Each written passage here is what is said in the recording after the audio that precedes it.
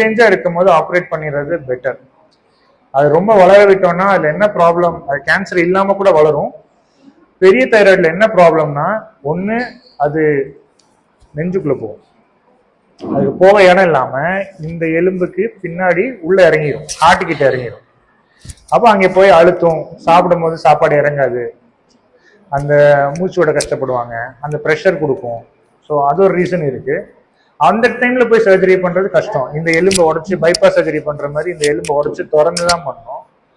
ரெண்டாவது வந்து நம்ம வாய்ஸுக்கான ஒரு நரம்பு இருக்கு, அந்த நரம்பு வந்து இந்த தைராய்டுக்கு பின்னாடி தான் உள்ள போகுது, நம்ம வாய்ஸ் பாக்ஸ்க்குள்ள.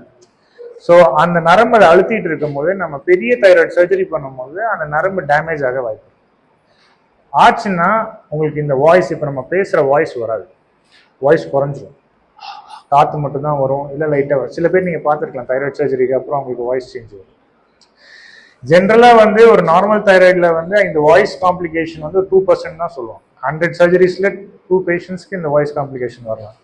பட் தைராய்டோட சைஸ் பொறுத்து பெரிய தைராய்டு எடுக்கும் போது இந்த ரிஸ்க் வந்து அதிகமாக. ஸோ அதனால ரொம்ப வளர விடாமல் நம்ம எடுத்துறது ஒரு நம்ம பார்த்து ஜட்ஜ் பண்றது தான். அதாவது ஒரு கிரிட்டிக்கல் சைஸுங்கிறது இல்லை. பட் எனக்கு தெரிஞ்ச வரைக்கும் ஒரு ரூல் ஆஃப் தம் என்னன்னா, ஒரு 4 சென்டிமீட்டருக்கு மேல இருந்தா எடுத்துறது பெட்டர். அல்ட்ராசவுண்ட்ல சொல்லுவாங்க என்ன சைஸ். வேற எதுவும் டவுட்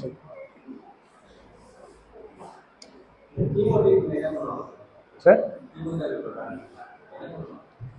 கீமோதெரபி என்னன்னா நம்ம சிஸ்டர் சொல்லுவாங்க. கீமோதெரபி யாரா சொல்லுங்க, யாரு யார் சொல்றீங்க? Come on volunteer. கீமோதெரபி போடுறாங்க.